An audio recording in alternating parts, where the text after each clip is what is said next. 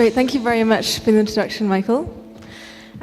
So today on this panel, since we've already heard from Brett and James, I thought I would introduce Susan and hand over the floor to her in a bit for a speech. As Michael has already said, she is the Deputy Director of the Open Society Initiative for Europe, and she lives in Barcelona right now. She tells me that she understands 80% or so of the Spanish being spoken at this conference, having lived in Spain for the last 3 years. And in fact, I met Susan 3 years ago at a log cabin in the middle of Wales. We were there for a campaigns training session, which was bringing together lots of different economics justice campaigners in the UK together, and that's actually how we first met. So I'll hand over to Susan. I wanted to kick off with a question drawing on the themes of James and Brett's speeches today, talking about problems of isolation in the financial system, and also this idea that, as Brett said, existing large-scale finance is highly centralized and bureaucratic. Now, I also wonder whether that's a label that many people would apply to philanthropy, and I know that, Susan, you've talked very much about the systemic inequalities and also opportunities that philanthropy presents. I thought perhaps we could have a few minutes from you just on that theme to start off with. Sure. I have the unique privilege of being able to feed in on these very inspiring presentations. But one thing that really struck me in Brett's presentation is the similarity between banking and philanthropy, which had never struck me before. We both have money, something that people want, and we have the power to distribute that money. And one of the exciting innovations that's happening in the world of philanthropy, as well as in banking, is that the mechanisms for how decisions about resource allocation are made, are being distributed. Power is being given to those who are most directly impacted by it, and this is happening too slowly in my opinion, but it is still happening. If I may, I just wanted to frame my comments based on 3 sort of life-changing moments for me that relate to what we're talking about in terms of banking and the new economy. And they are all denoted by the letters BC. So the entire world changed pre-BC. And for me, those life-changing events were before children. And for those of you who have children, you know that that completely rocks your world and changes the way that you look at the world. So having children for me back in 2006, living for someone else, unconditional love, makes you just want to be a better person and changes the way that you think and interact with the world. The second BC was the crisis, the financial crisis. Prior to the crisis, I was blissfully ignorant of the financial system, the way that the economy really functioned, because I worked in the realm of human rights. I studied political science. The economy was taken care of by economists. The financial system was doing its own thing. I, of course, had to study economics in university, but it really didn't take because I couldn't get my mind beyond these basic assumptions that A, man is rational, and B, that the economy should be based on people acting on their own self-interest, so maximizing profit based on self-interest. That didn't really work in my mind. It didn't make sense, and so I left the economy to everyone else until the crisis.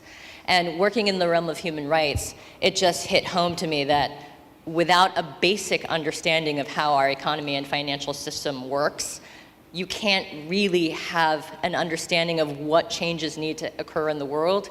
And so I educated myself, and the complexity of the financial system is dizzying. It's incredibly alienating. And don't let that stop you from engaging, because that complexity is by design. The complexity is there to say, leave this to the experts, leave this to the people who understand. But all of us are affected by the decisions that are made about how the economy is structured and run. And what we really need to get down to is, what is the purpose of the economy? Is it really to maximize profit? Is it really to ensure that the corporations are creating jobs that will eventually trickle down to the rest of us in the economy? I think not, and I think everyone in this room and out there in our communities and our neighborhoods has something to say that is important about how our economies are structured and what the purpose of the economy and the financial system should be. And the final BC is I have a hard time sharing this still in public forum, but I'm going to do it because BC is before cancer. So 2 years ago, I was diagnosed with cancer, and I'm currently undergoing treatment. And I can think of no better metaphor for our current state of affairs, what's happening in the world, than cancer. Cancer is sort of the great equalizer. Everyone in some way, almost everywhere in the world, has been touched by cancer. Cancer really, if you just break it down to its essential basic element, is uncontrolled growth. It is cells that have gone haywire and refuse to die. And that growth is basically taking over the organism. So I'm inspired by all of you in this room, who I see are the antibodies in the system. And the way that we are now fighting cancer, thankfully I live now where I take advantage of modern medicine. But the old ways of treating cancer were basically to cut out the cancer. And the deeper you cut, the more poison you use. That was the hope that you would be able to cure the cancer. Today, in modern medicine, the new innovation is immunotherapy, which is basically training your own immune system to fight the cancer. So what doctors are doing is they're creating in labs, they're taking out cells, creating and multiplying those cells, re-injecting them into your body, and your body is then able to fight off the cancer. It's an incredible innovation and something that I hope to be able to take advantage of. But this is what we need. We need not only to cut out and stop the bad, we need to build the new, which is what so many of you in this room are doing, and to allow that to spread, because the natural course of life is death and regeneration. And at the moment, what we have is this belief that the economies can grow ad infinitum, and that simply, we all know that the planet cannot sustain infinite growth. So we have to get to a point where we are in balance and in harmony, and I hope that we will get there together, but I think that we all need to plant these seeds. We need to spread the good immunotherapy in our societies. And the future is about diversity. So all of these inspiring projects, many of which I'm learning for the first time, I think no one has their full picture of what is happening, the ideas, the innovations, and I'm inspired by that. Some of them will take, some of them will not, but we need to make sure that the power of these innovations is able to spread and grow and multiply. So diversity and distribution. Distributing power, making sure that those who hold power will never give it up on their own. It has to be demanded. And some of us who do have the power and access to resources, who believe that this is the future, are starting to adapt and innovate and make sure that those who are most directly impacted are the ones who are getting to make decisions about their lives. Thanks, Susan. And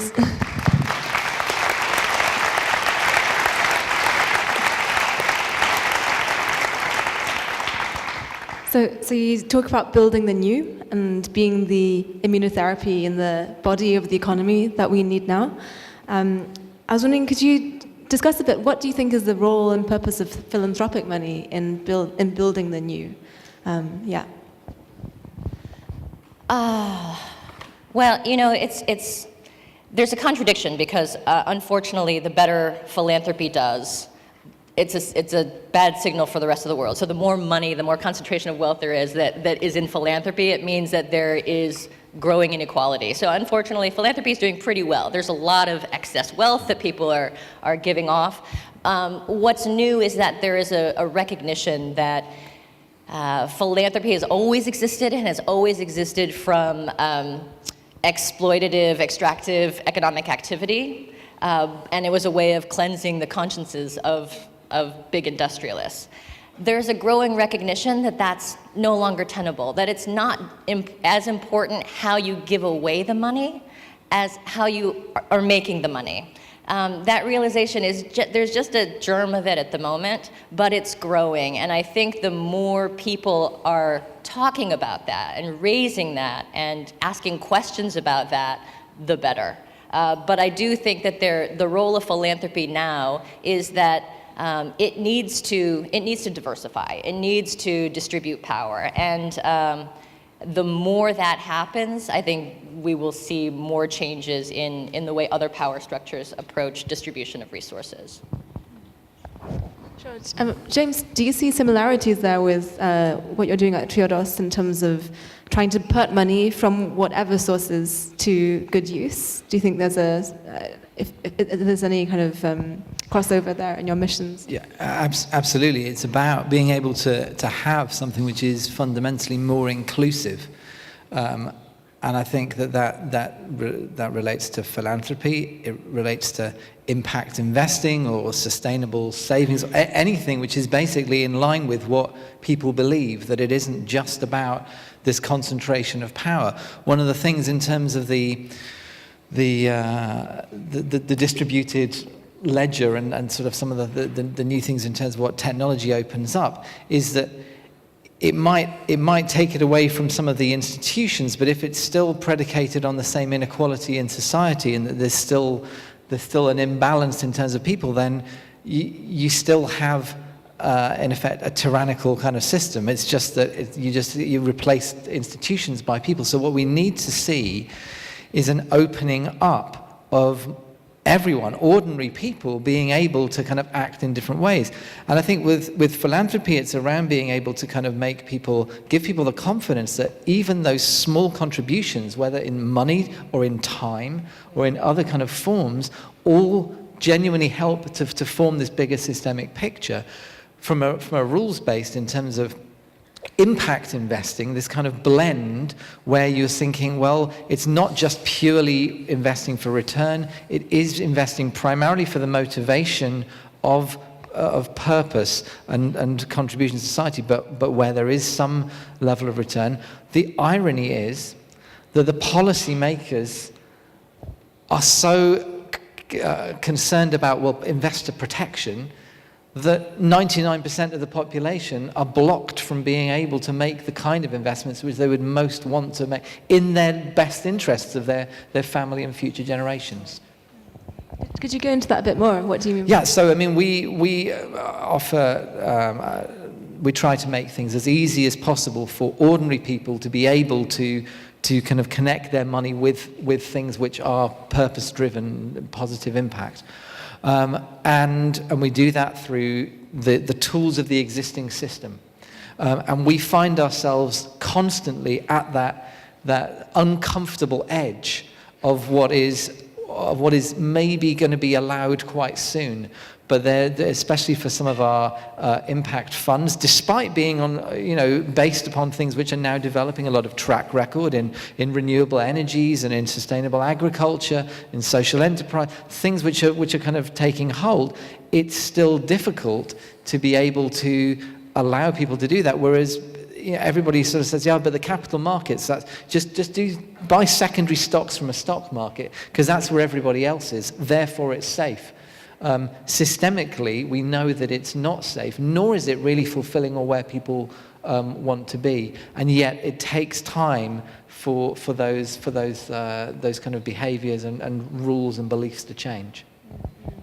So all three of you discussed today the ways in which we put money to use and the structures that we use to make investments, to make transactions, and so on.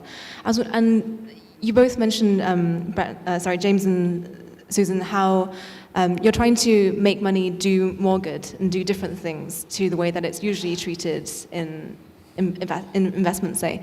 Do you think that by doing so, by treating money differently, that you can actually change the ways in which money is also created and generated at the start of that chain? To bring us back to Susan's original statement, about it's not just about the way it's spent, but also the way it's generated. Do you see that there can be a shift in the creation as well as the use? Is that for me? And any of you, yeah. Go ahead if you want to. I'm not sure I fully understood the question. a shift in both the creation and the use of money. So by creation, I mean the generation of profits. I don't mean the I printing see. of I money see. or the creation of credit. But Susan mentioned just now, the old model of philanthropy is dying because it relies on guilty industrialists who are generating money through exploitative practices.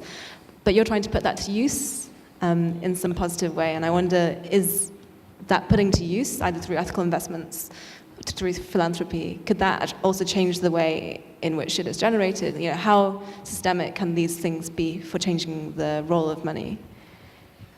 I'll proffer something, which is that when systems change, it's not because necessarily we run out of the stock of the old system, but it's that the new system has got something which is just more useful. So at the moment, a lot of the money creation, the problem is that it's not connecting to the things which people are finding useful. So in the same way that sort of the Stone Age didn't end because we ran out of stone, it's just that we found more useful things to do. The more that our attention can be focused on money to be created in the sense of relationships that help us live a more fulfilling life, a more equal life, a more secure from a sort of a holistic and emotional life, a more balanced relationship with the planet, the more that system is going to be secure and be perceived as the new money. And I think that, yes, there are certain technologies which can kind of help to label that, but that's just a helpful way of us conceiving it in terms of how it's used. So I think that from that perspective, it changes. I guess historically there's if anybody comes from like a Marxist-inspired background, there's always been a tension with philanthropy, because as you say, philanthropy is essentially seen as excess profits that have been skimmed off through the exploitation of underlying ecosystems and people. You then redistribute it back in order to diffuse the tensions that stem from that process. And in the financial sector, you see this a lot. The hedge fund bulls, essentially you have large numbers of individuals in the hedge fund sector who essentially do nothing. I mean, they don't actually do any productive activity. They kind of sit on top of this giant layering of the global economy, which starts as like agriculture and oil, and then gets more and more complex, and they kind of like float around on the top and speculate on stuff and make huge amounts of profits, but basically essentially contributing nothing to society. And then they then try to like redistribute some of that back to, say, for example, impoverished farmers, to maybe diffuse some of the tension. And this is, so historically, like the alternative, in these sort of alternative economy scenes, you have the kind of what might be called like for good type stuff. Like, how do we make things do good? How do we make stuff become nice? Or like for good. And that's like historically been the sort of one strand. And then you have the more kind of deep level structural change type people who say, who cares about being good? Change the underlying structure of the economy so that these situations of inequality don't arise in the first place.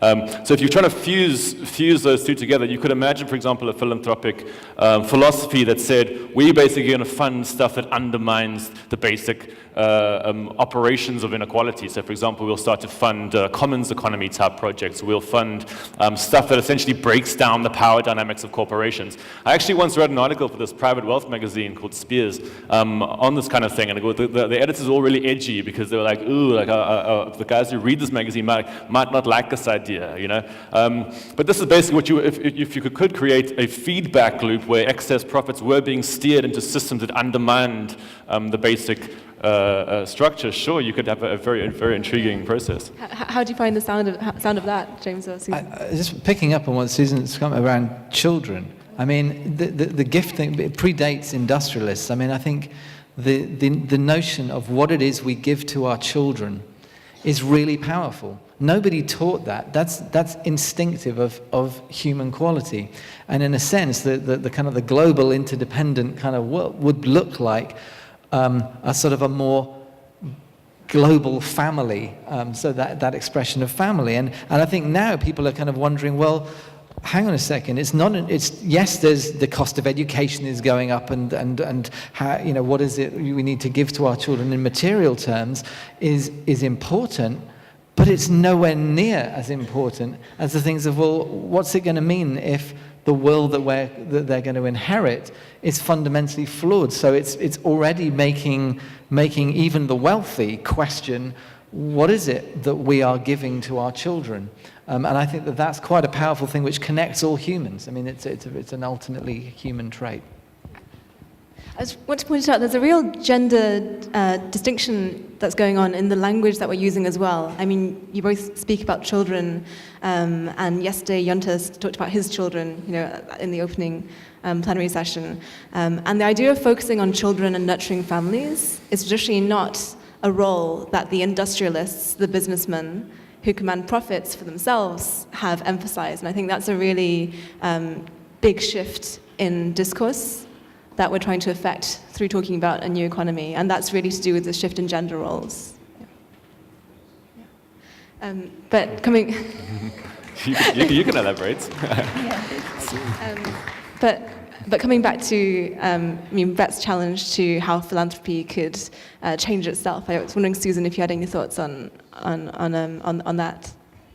So I'm still struggling with that last question about money, because there is some talk about pricing the social good and pricing the negative effects. And for me, I think that there is some merit in that, but it goes back to reinforcing some of the underlying values that are what's wrong with the system. So placing a monetary value on something that is a common good just feels wrong. So I'm not sure how we can reconfigure that. I think there is a lot of hope that I take in all of the discussions about the caring economy and ensuring that care is actually valued. The value of taking care of society, that is what an economy is based on. I mean, at the end of the day, a market is people that make up the labor and the goods and the consumers in that market. So without taking care of the components of the market, you have nothing. I just had to just building on that, the whole thing about pricing things, it still comes from the old paradigm. Somebody asked me, I heard Triodos doesn't pay bonuses. That's a bit weird. Why don't you pay bonuses? And it says, well, because in the old system, it's based around incentives, where in the new system, it's around motivation. Nobody asks, well, why don't they pay nurses bonuses? Because it's just expected that, well, there's a deeper motivation to care for people.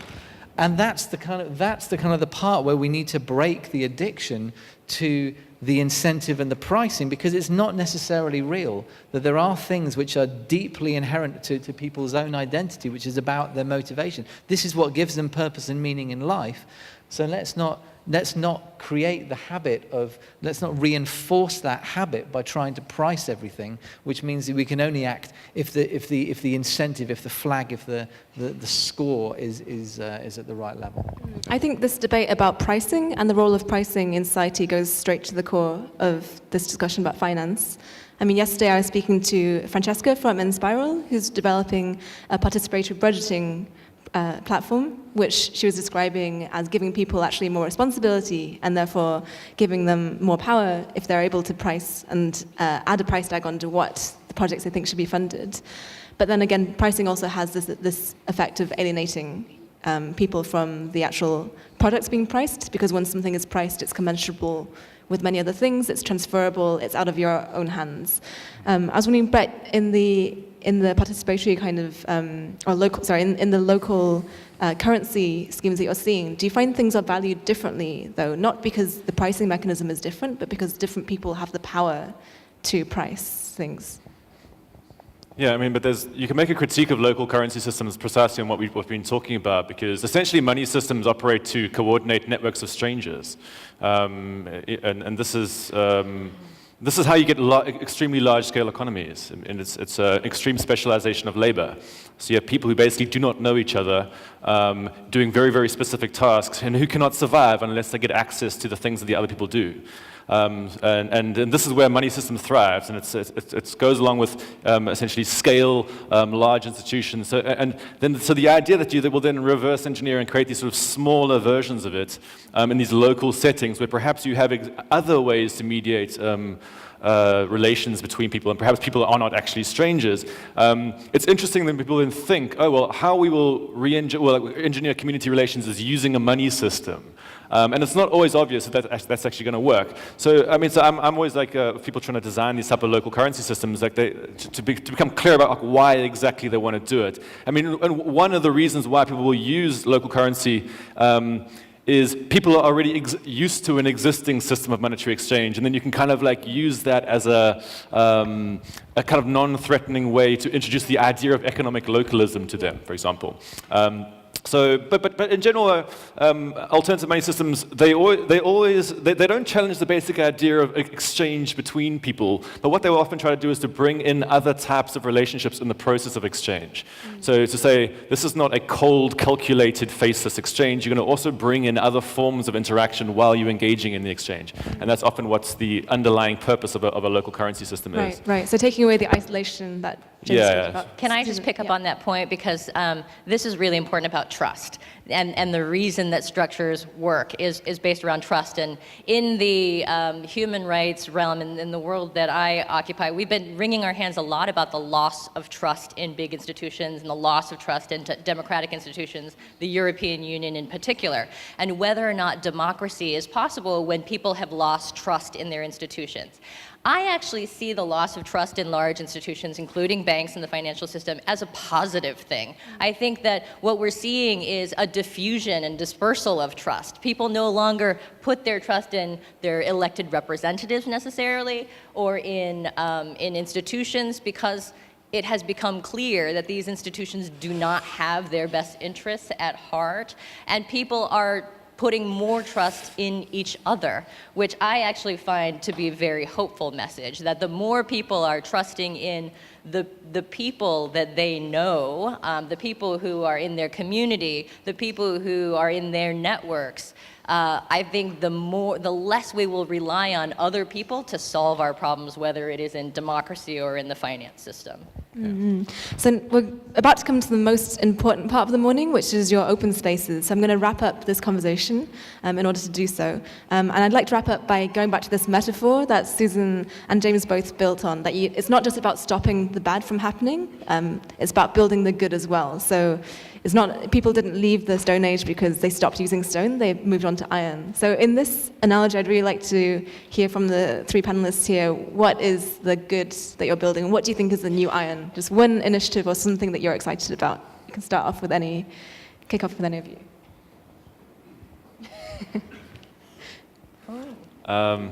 Me. I mean, I don't really think about the world in visions of some end states. I always basically believe like what you're doing when you're trying to re-engineer economic systems is that you're changing systems of trade-offs.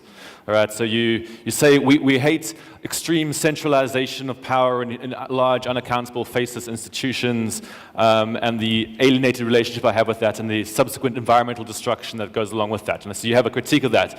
And then you say, for example, well, then we want to decentralize the organizations, like the blockchain guys do this. They say, decentralize all the organizations. But that brings about a whole bunch of other problems at the same time.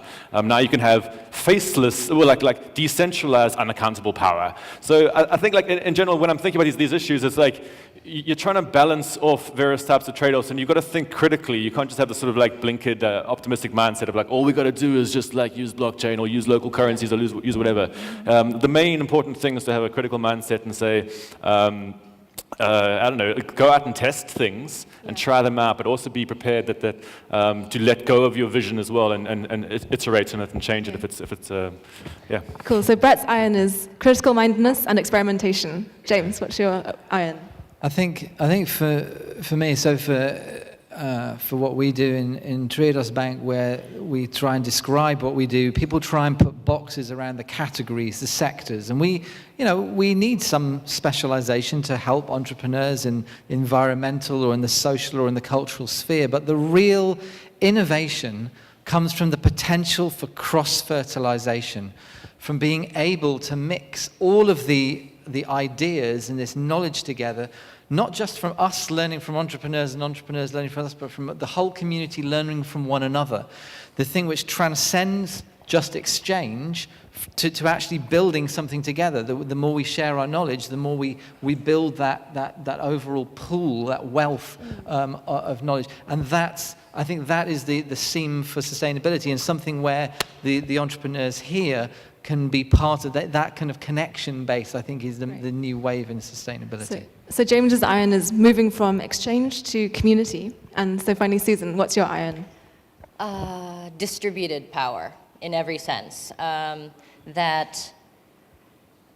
more, I think this is the only answer to controlling for excess abuse of power, is distributing, and distributing as widely as possible and ensuring that nothing about us without us. So the decisions around that will affect your life, that people have a say and some power to feed into what those decisions are. Great, thanks, Susan. So that's actually a very good time to bring on Michael to introduce the distributed open spaces. But before we do so, I'd like everyone to give a round of applause to our panelists today, Susan, Brett, and James.